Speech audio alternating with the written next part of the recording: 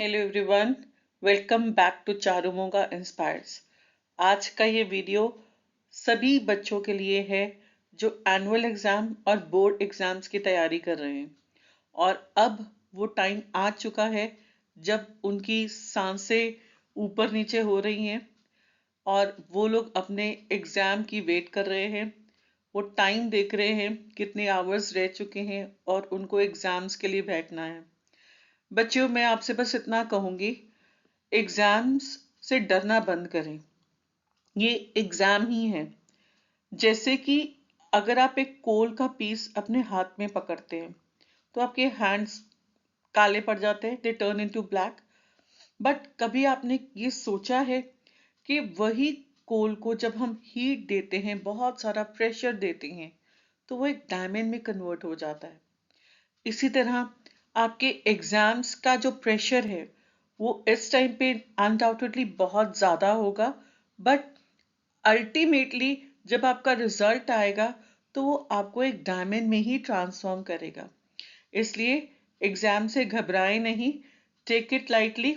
और इस वीडियो में आज मैं कुछ छोटी छोटी गाइडेंस आपको देना चाहती हूँ जिसको कि देखकर आप बहुत काम फील करेंगे और आपका कल का एग्जाम बहुत ही अच्छा जाएगा।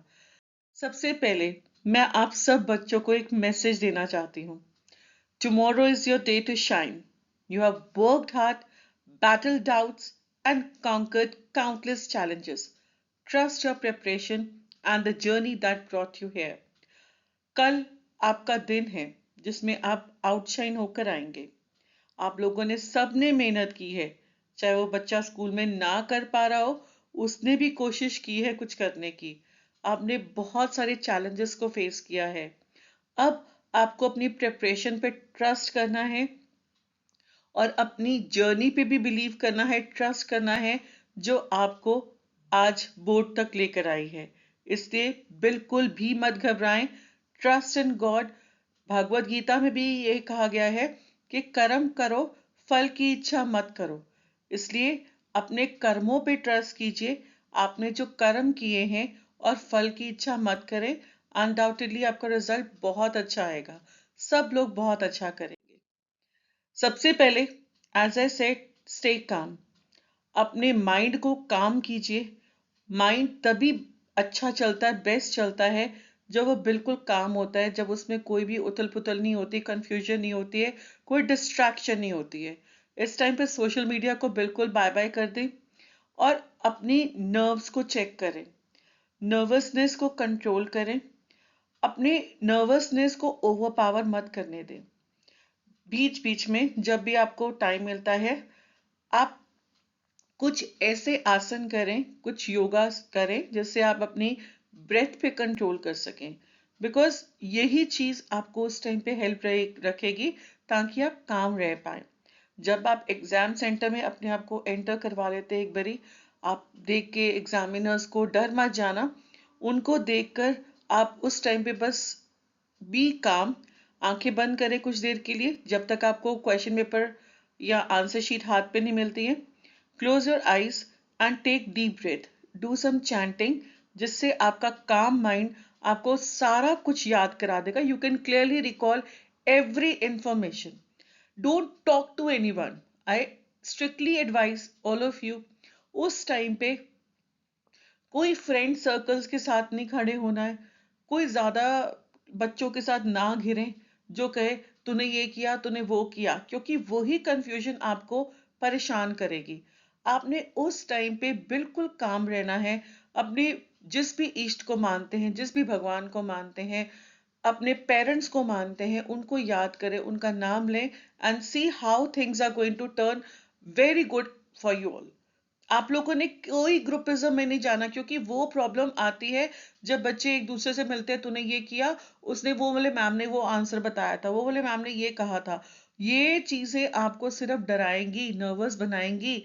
उस टाइम पे no discussion about paper, just be calm, do some pranayama that time, take a deep breath and recall whatever you have done.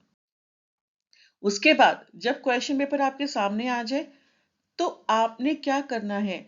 बच्चे क्या करते हैं, एक दूसरे को देखते, तूने क्वेश्चन पेपर पढ़ लिया? नहीं।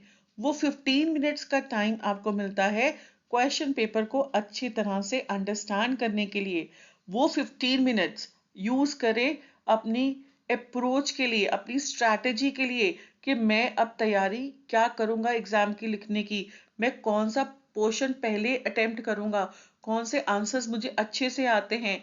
जहां लगे कि थोड़ा सा ट्विस्ट है तो वहां पे कोई बात नहीं, जब आप आंसर सॉल्व करने बैठेंगे आपको अपने आप आ जाएगा। तो इसलिए अपनी रीडिंग टाइम को जस्टिफाई करें। 15 मिनट्स रीडिंग टाइम में अच्छे से पूरा question paper right from beginning till the end read करें। और फिर भी अगर आपके पास कुछ टाइम बचता है रीडिंग के बावजूद भी, then you start planning your comprehension. कुछ डिटेल क्वेश्चंस होंगे उनके ऊपर सोचें, इसका आंसर ये है, इसमें ये पॉइंट्स लिखने हैं मुझे। और याद रखें कीवर्ड्स, उस टाइम पे अपने कीवर्ड्स को रिकॉल करें अपने माइंड पे, because that will ensure your focus on the right details that you have to prepare. उसके बाद सबसे इंपॉर्टेंट चीज आती है टाइम मैनेजमेंट।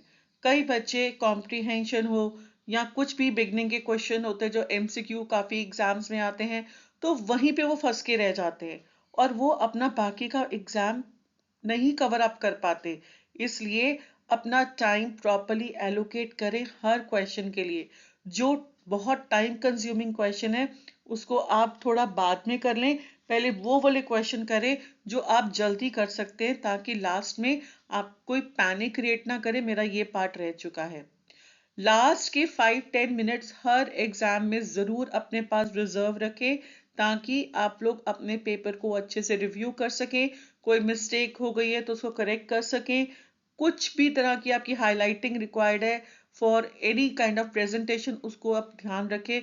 मुझे वही टाइम में वो काम कवर अप करना है, एरर्स ठीक करने हैं। सो time management is very important. वहां पे वॉल क्लॉक लगी होती है एग्जामिनेशन हॉल में, उस क्लॉक को ध्यान से देखते जाएं, उस पर टाइम रखें। 1 आवर में मुझे सेक्शन ए करना है, 1 आवर में मुझे सेक्शन बी करना है, या 1 आवर में मुझे सेक्शन सी करना है। तो 3 आवर्स आपके प्रॉपरली कवर अप हो जाने चाहिए फॉर ऑल द 3 सेक्शंस। आगे आप ये देख सकते हैं इस पिक्चर में, ये लड़की है, हाथ अपने सिर पर रखा है और पीछे वाला बच्चा लिख रहा है। आप लोगों ने ये बिल्कुल भी नहीं करना ड्यूरिंग एग्जाम जो ये लड़की कर रही है, अपने सिर पे हाथ रख के बैठी है। आपने आंसर्स लिखते रहना है, क्योंकि आपके लिए एक एक मिनट बहुत इंपॉर्टेंट है। Don't put your hands on your forehead, this is a sign of negativity. आप अपने नेगेटिव थॉट्स को उस टाइम बुलावा दे रहे हो कि आ जाओ जी, मैं फ्री बैठा हूं, मेरे को कुछ नहीं आता है, नींद आ रही है मुझे, मेरा पेपर हो गया है। ऐसा मत करें। आप अपने पॉइंट्स को जॉट डाउन करते रहे, रिकॉल करते रहे, स्टेप वाइज क्रेडिट मिलता है। चाहे वो मैथमेटिक्स हो, चाहे आपके साइंस हो, आपके सोशल साइंसेस हो, इंग्लिश हो। अगर आपने स्टेप वाइज चीजों को डिस्क्राइब किया, लाइक फॉर्मेट लिखा है, सब्जेक्ट लिखा है, आपने कंटेंट लिखा है, तो उसके स्टेप वाइज ही मार्किंग मिलते हैं। तो इसलिए कोई भी स्टेप ना छोड़ें, हर आंसर को आपने कंप्लीट करके आना है। जहां बात आती है एमसीक्यू की, अगर वहां पे 4 ऑप्शन आती है ABCD, then give only 1 answer, option A, और आंसर भी लिखे कौन सा है ऑप्शन ए का। डोंट गिव 2 आंसर्स, अगर 2 आंसर्स देंगे तो आपका आंसर रॉन्ग कर देगा बोर्ड। नेक्स्ट बच्चे, प्रेजेंटेशन मैटर करती है, बहुत इंपॉर्टेंट पार्ट है ये। So please right neatly all of you. अपने आंसर्स को इतना अच्छे से लिखें ताकि वो एग्जामिनर प्रॉपरली रीड कर सके आपने क्या लिखा है। सेकेंडली, अगर आपके शॉर्ट आंसर्स आते हैं सोशल साइंसेज में, साइंसेज में, या लॉन्ग आंसर्स आते हैं, वहां पे हेडिंग सब हेडिंग जरूर डालें। इंग्लिश में हेडिंग्स नहीं होती हैं, वहां पे आपको कंटेंट के कीवर्ड्स को हाईलाइट करना है। और अपनी प्रेजेंटेशन इतनी अच्छी रखनी है, कोई भी कटिंग नहीं करनी। अवॉइड करें किसी भी तरह की cutting, because that leads to your negative marking. तो एग्जामिनर कहेगा ये बच्चा पता नहीं कैसा इसने लिखा है। तो अनडाउटेडली अगर आप डिजर्व भी कर रहे होंगे फुल मार्क्स, कहीं ना कहीं से कट जाएंगे। As it is said, first impression is the last impression, so you need to work on it. अपने आंसर्स को पॉइंट वाइज ऑर्गेनाइज करें, चाहे वो शॉर्ट आंसर है, लॉन्ग आंसर है। अगर वो 3 मार्क्स का क्वेश्चन है तो 3 डिफरेंट पॉइंट्स होने चाहिए। लॉन्ग आंसर है तो 5 डिफरेंट पॉइंट्स होने चाहिए। 6 मार्क्स का है तो 6 डिफरेंट पॉइंट्स होने चाहिए। ये नहीं कि एक ही पॉइंट को हम बार बार लिखते जा रहे हैं। This is very important for all of you.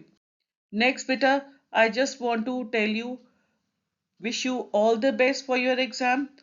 आप लोग बहुत अच्छा करें और be calm, be happy and be cheerful. Take a good nap in between your revision part and before your exam. Take a proper sleep so that you all wake up fresh in the morning. अपने आप को बिल्कुल भी tensed मत रखें। You all will do very well. Again, remember what Bhagavad Gita से कर्म करो, फल की इच्छा मत करो। सो आप लोगों ने अच्छे कर्म किए तो आपको रिजल्ट अच्छा ही मिलेगा। Thank you all of you for being with me. Keep sharing this video with maximum students who are preparing for the exams, चाहे वो board exams हैं या final exams हैं। तो keep liking, sharing and subscribe to Charumonga Inspires. Thank you all of you.